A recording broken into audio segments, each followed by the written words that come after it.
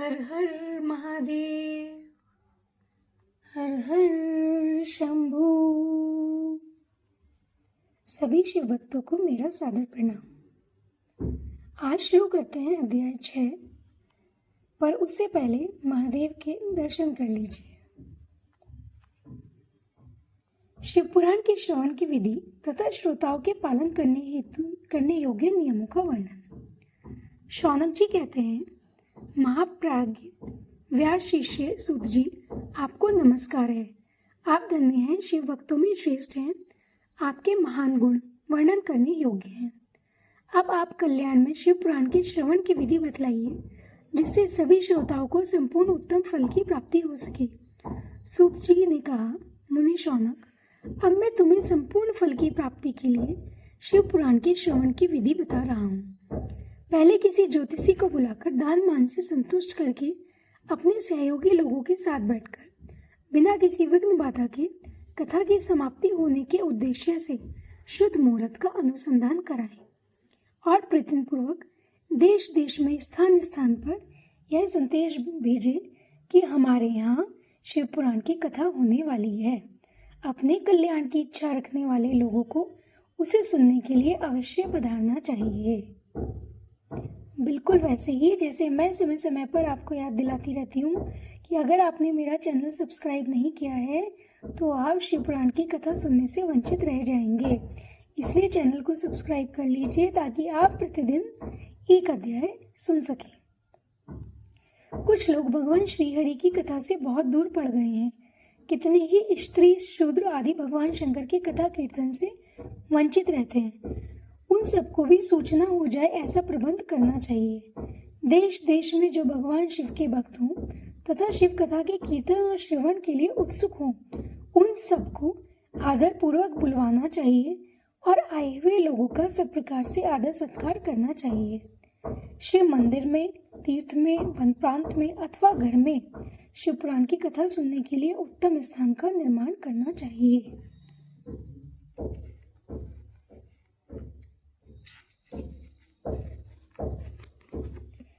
केले के खंभों से सुशोभित एक ऊंचा कथा मंडप तैयार कराएं।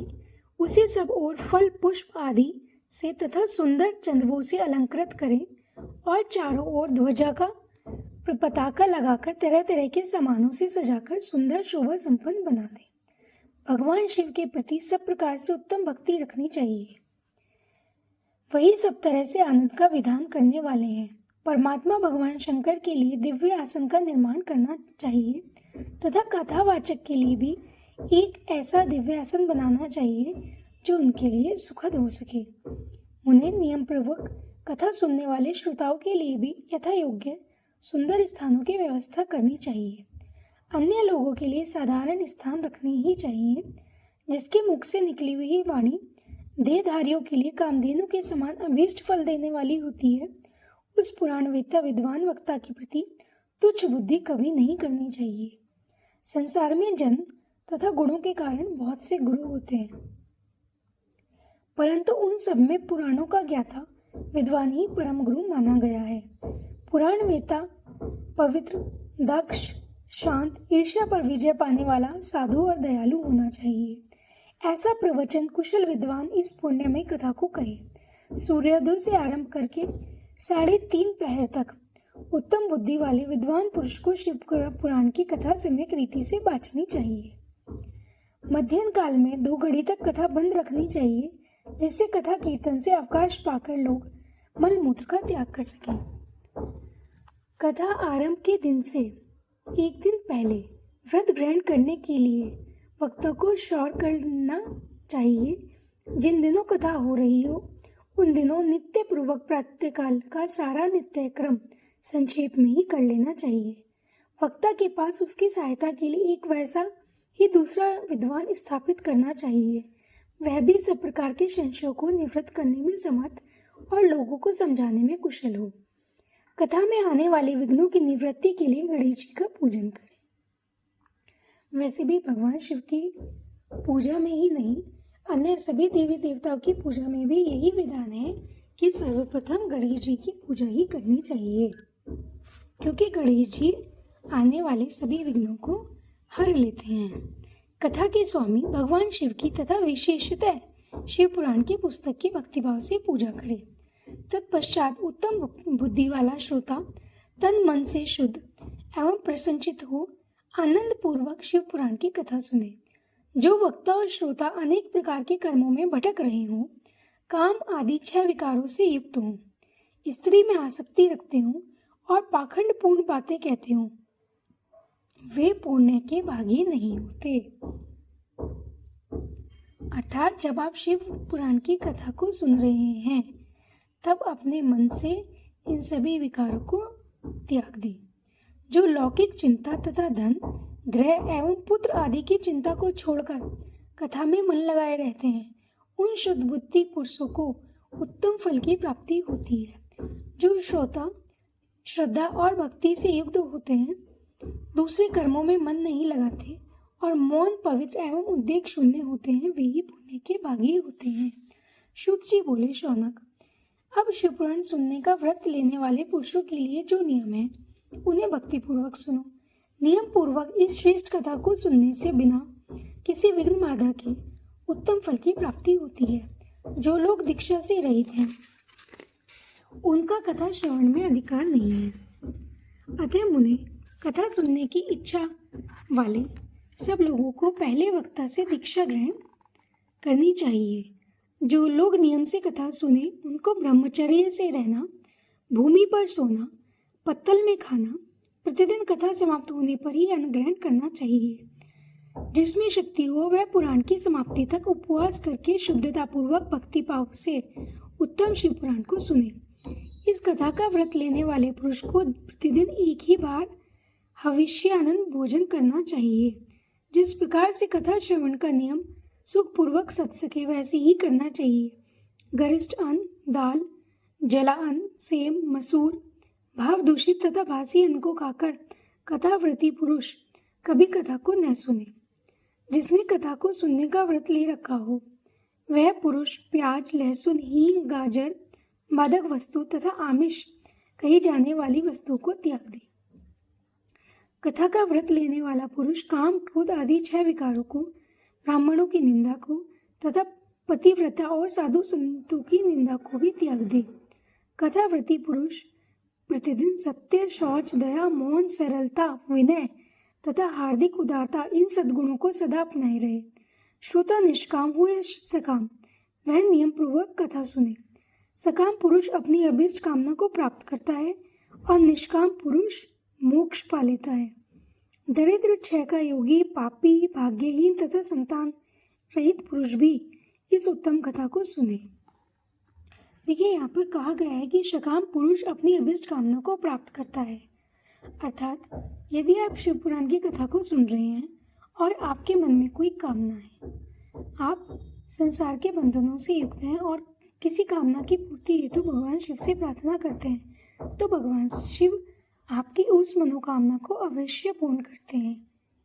परंतु यदि आप इस संसार के मोह से मुक्ति पा चुके हैं और निष्काम हो चुके हैं तो भगवान शिव आपको मोक्ष प्रदान करेंगे।